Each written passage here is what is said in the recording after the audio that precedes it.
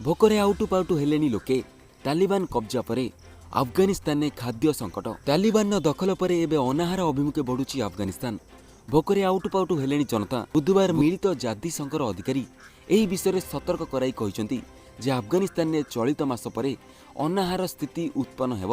जो भली स्थिति देई अफगानिस्तान संप्रति गति करुची सेठारे वर्तमान खाद्य अभाव संकट सृष्टि होई पारे। देशर 1/3 जनसंख्या वर्तमान जरूरीकालीन स्थिति सम्मुखीन होउछंती। एपरिकी खाद्य संकटर मध्य सामना होउछंती। शीत ऋतु आसुची एवं देश मरुड़ी स्थितिर सम्मुखीन होईची। एमितिरे अफगानिस्तान को मोटा अंकर अर्थ दरकार जहाद्वारा लोकों को अनाहारु बंचा जाई पारिबो।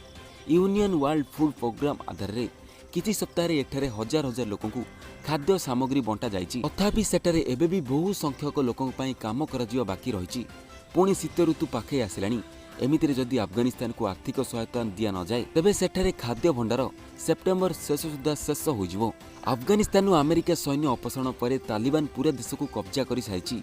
एबे अनेक देश आशंका प्रकाश करछंती जे अफगानिस्तान गुरुतर आर्थिक संकटर सम्मुखीन हेबो। खाद्य समस्या सह आउ एक बड़ समस्या जे सेठारे सरकारी कर्मचारी को दरमा मध्य मिलु नाही। देशर मुद्रा विनिमय मूल्य बहु निम्न स्तर रे पहुंची जाइछि। प्राय 4 कोटी जनसंख्या विशिष्ट एही देशर 1,40,00,000 लोके वर्तमान गंभीर खाद्य संकट सम्मुखीन होउछंती। सेपटे 3 वर्ष मध्य देश द्वितीय थर मरुड़ी स्थिति उपजिछि। तालिबान कब्जा पूर्व ही अफगानिस्तान में मरुड़ी स्थिति लगी रही।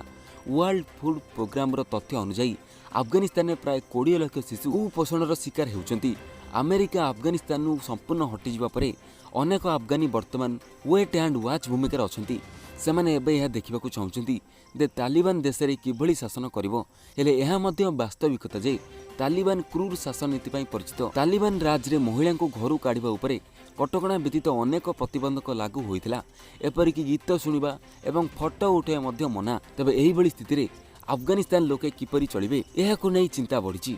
तबे आपणक मत कोन यार ऊपर निहात पर आम कमेंट सेक्शन में जणाइबे एवं एही बळी लेटेस्ट अपडेट देखा चाहूले सब्सक्राइब करी बेल आइकन को दबाई रखंतु।